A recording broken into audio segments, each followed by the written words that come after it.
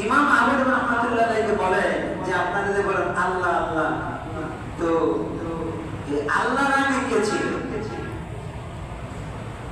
এখন আল্লাহ দুনিয়া চালায়, আল্লাহ আপনাকে আমাকে পারে চালায়, তো আল্লাহর আগে কে ছিল? নাস্তিকের প্রশ্ন বড় হুজুরের কাছে। বড় হুজুর জবাব দেয়, ও নাস্তিক, আমি আপনাকে বলি, ৯ এর আগে কত বলে ৮, ৮ এর আগে কত বলে ৭, ৭ এর আগে কত বলে ৬, ৬ এর আগে কত বলে ৫, ৫ এর আগে কত বলে ৪, ৪ এর আগে কত বলে ৩, ৩ এর আগে ২, ২ এর আগে কত ১, ১ এর আগে কত, ১ এর আগে ০, ১ এর আগে যেমন ০, আল্লাহর আগেও ০, আল্লাহর আগে আর কেউ ছিল না, আল্লাহই প্রথম, আল্লাহই শেষ। কথা বলেন ঠিক কিনা?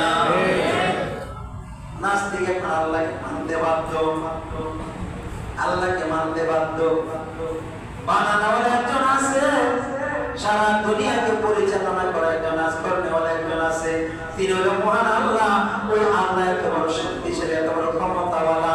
ওই আল্লাহ যদি 10 মিনিট সারা বিশ্ব জগৎকে এরকম একটু কাঁপুনি দেয়, সারা দুনিয়া ভেঙে চুরমার হয়ে ধ্বংস হয়ে যাবে। কথা বলেন ঠিক কিনা? আল্লাহ রাব্বুল আলামিন বলেন, এই দুনিয়ার মানুষ, সর্বময় ক্ষমতার মালিক আমি আল্লাহ।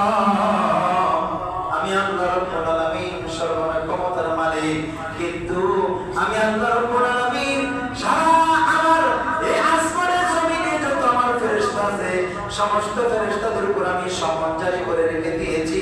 আমার এই জমিনে আল্লাহ আল্লাহ একজন বলনেওয়ালা যদি থাকে, আল্লাহ আল্লাহ ইয়া কুফিয়ু ইয়া জলি, আল্লাহ আল্লাহ ইয়া কুফিয়ু ইয়া জলি, আল্লাহ আল্লাহ আর কে গোয়া সদলি।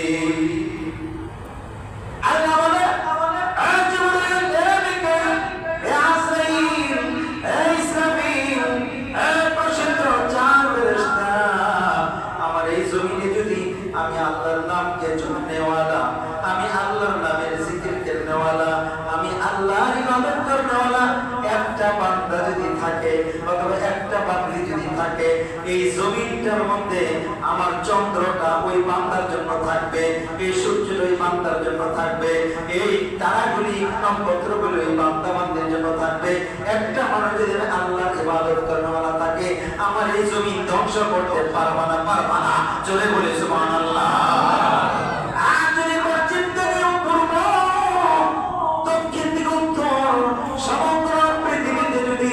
আল্লাহ আল্লাহ বললে একজন মানুষও না থাকবে, আল্লাহ ইসরাফিলকে বলে দিবে, এই জমিন আর রাখার কোনো দরকার নাই, তোমার কাজ তুমি করো, তোমার কাজ তুমি করো। এই ভাড়া একবার বেরবে, আর একবার বলার সঙ্গে সঙ্গে ফুল মারবে, আসমান জমিন সমগ্র বিশ্ব জগৎ সব ভেঙে চুরমার হয়ে যাবে। সুবহানাল্লাহ।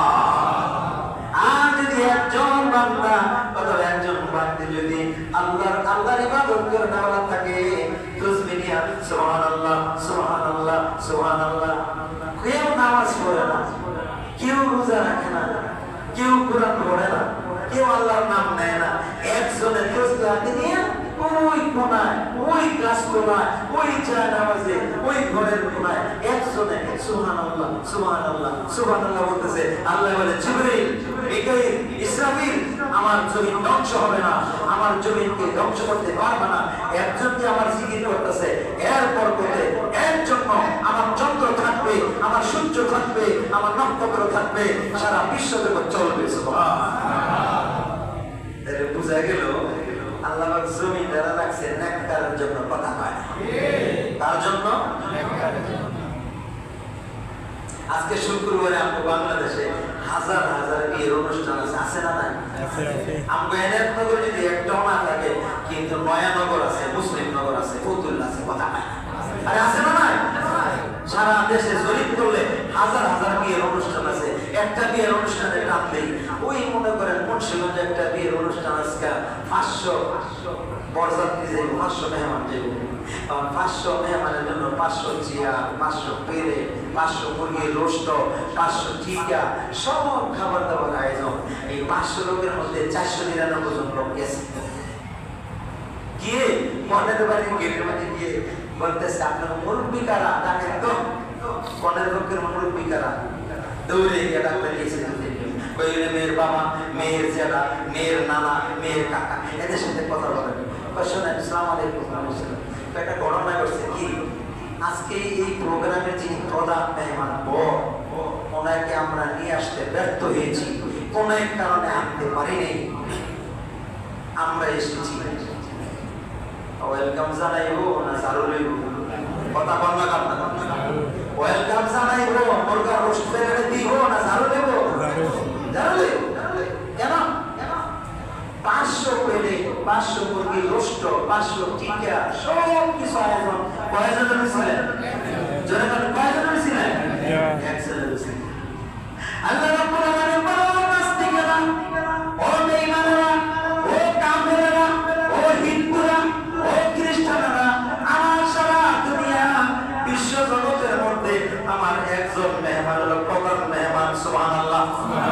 তিনি কে? মুহাম্মাদুর রাসূলুল্লাহ, মুহাম্মাদুর রাসূলুল্লাহ সাল্লাল্লাহু আলাইহি ওয়াসাল্লাম। আমার এই দুনিয়ার মধ্যে প্রধান মেহমান একজন সাইয়্যিদুল আম্বিয়া, ইমামুল মুরসালিন, খাতামুন নবিয়্যিন, রাহমাতুল লিল আলামিন, ইনি হলো প্রধান মেহমান। জোরে কোন ঠিক কিনা?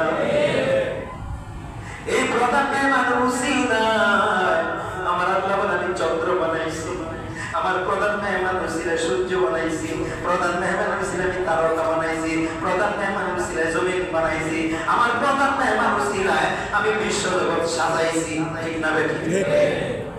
যদি প্রধান মেহমান না আসতো আল্লাহ বলে দুনিয়া বানাইতাম না, দুনিয়া সাজাইতাম না।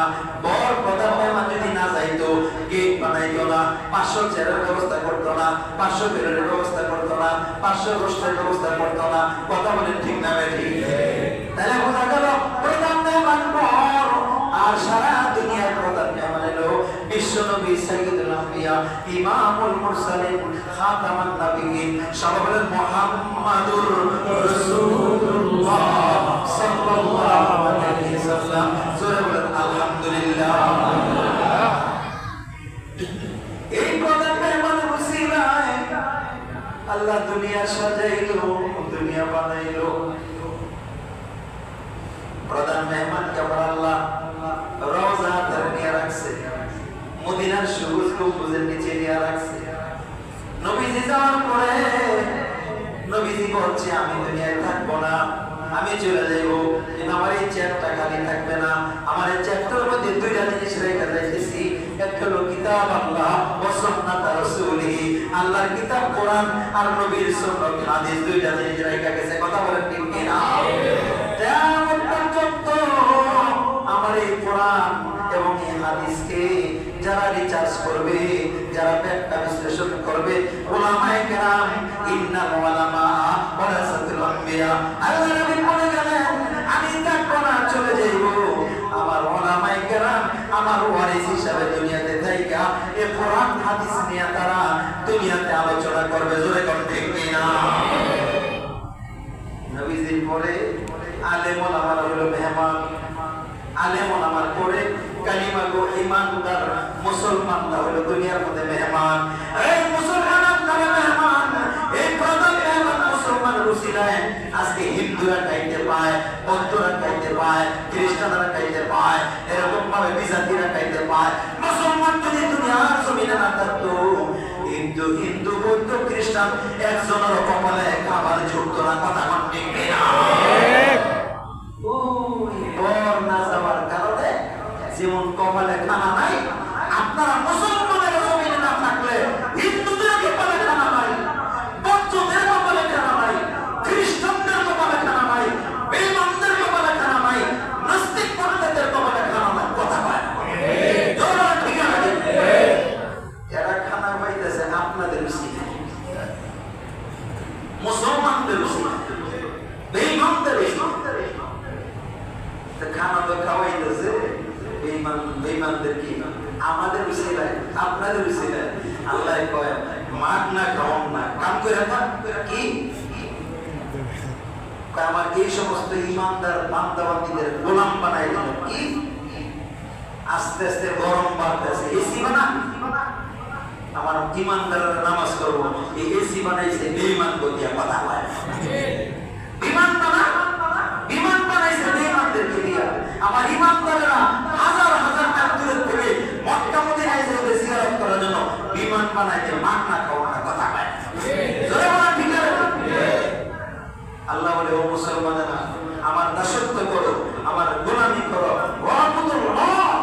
আমি আল্লাহর ইবাদত করো, সারা বিশ্ববাসীকে তোমার গোলাম বানাই দিব, তোমার চাকর বানাই দিব, বেঈমানদেরকে তোমাদের খাদেম বানাই দিব। কথা বল ঠিক না? সার কথা হইল, মুসলমান হইল আল্লাহর জমিনের মধ্যে প্রধান মেহমান, বিশেষ মেহমান। এই বিশেষ মেহমান, প্রধান মেহমানদের উসিলায় বেঈমানেরা, বিজাতিরা, নাস্তিকেরা খারাপ হয়।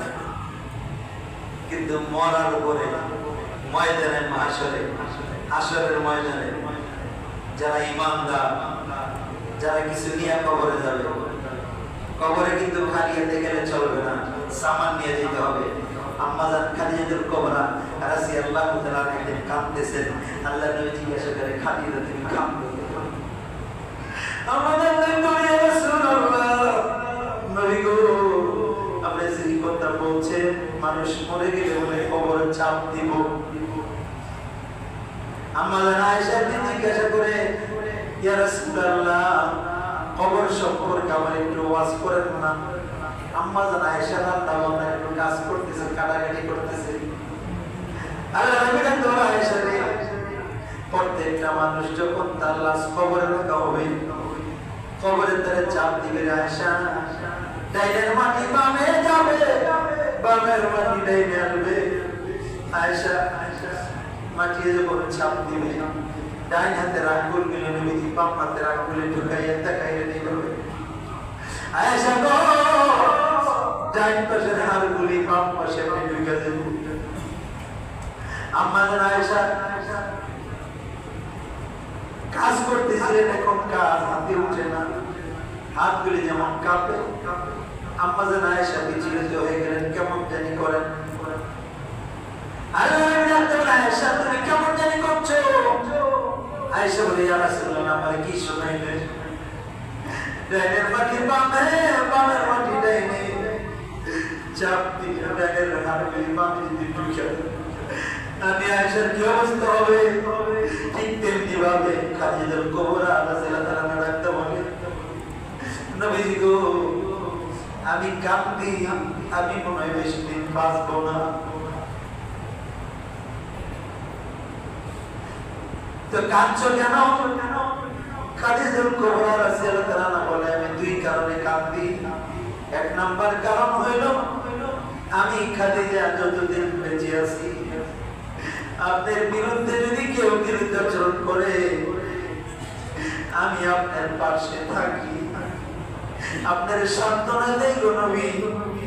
আমি আপনার বিভিন্ন ভাবে সান্ত্বনা দিয়ে আপনার খেদমত করি, কিন্তু আমি খাদিজা যদি চলে যাই, আপনার কে সান্ত্বনা দেবে?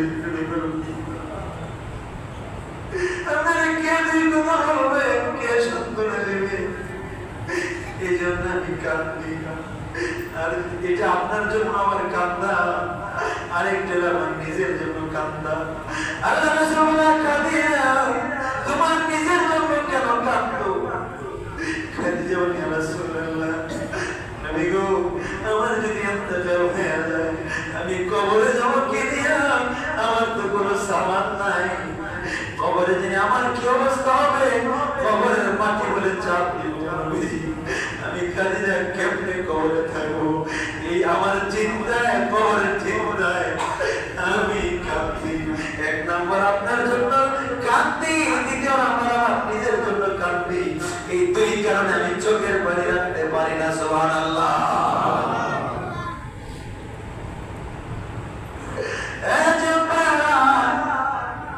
খাদিজাতুল কুবরা রাদিয়াল্লাহু তাআলা নারীদের মধ্যে সর্বপ্রথম ইসলাম ধর্ম গ্রহণ করেছেন, নবীজির প্রথম স্ত্রী হয়েছেন।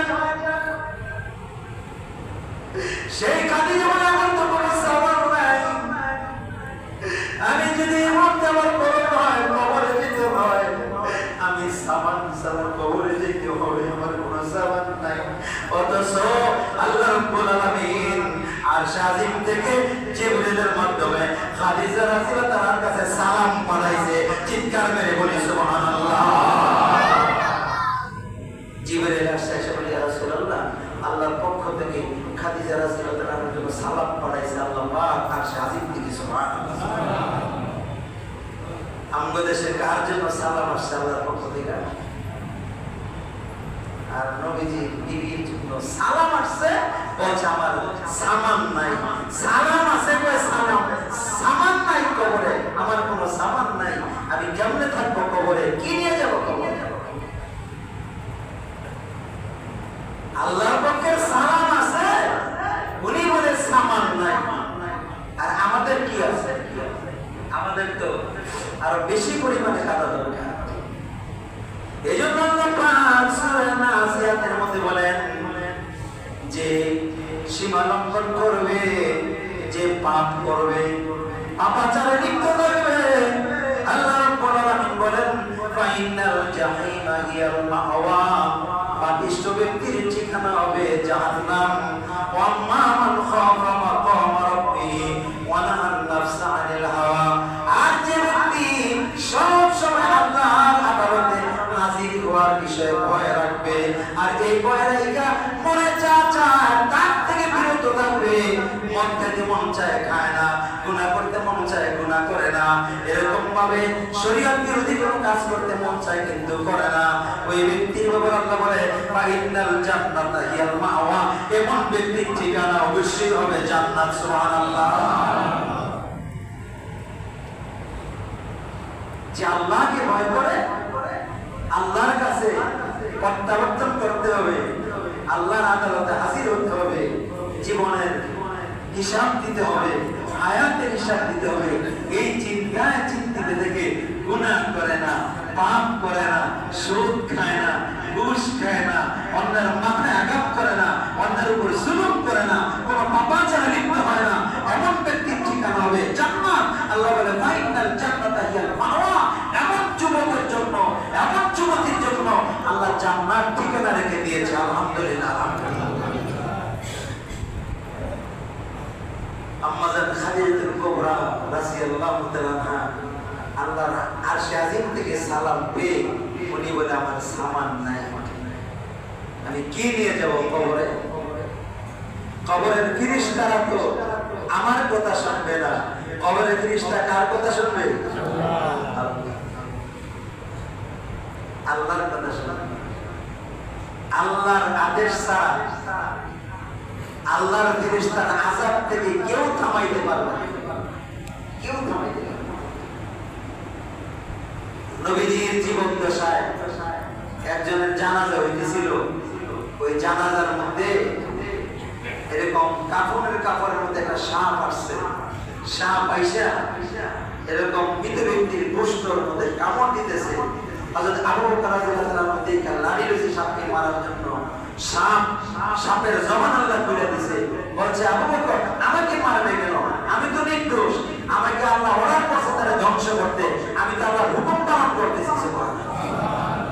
আমি আল্লাহর হুকুম পালন করতেছি, আমারে মারবে।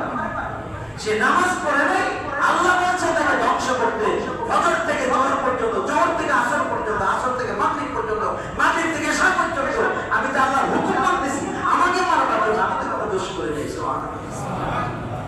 মনে রাখতে হবে কবরে আমার যেতে হবে, একা থাকতে হবে, কেউ সঙ্গে কবরে যাবে না।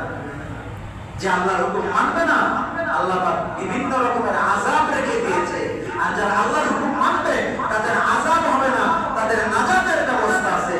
আল্লাহ পাক আমাদের সবাইকে আল্লাহর হুকুম মেনে আযাব থেকে বেঁচে আল্লাহর জান্নাত লাভ করে আমাদের সবাইকে কবরে যাওয়ার তৌফিক দান করুন। আমিন। ওয়া আখিরু দাওয়ানা আলহামদুলিল্লাহি রাব্বিল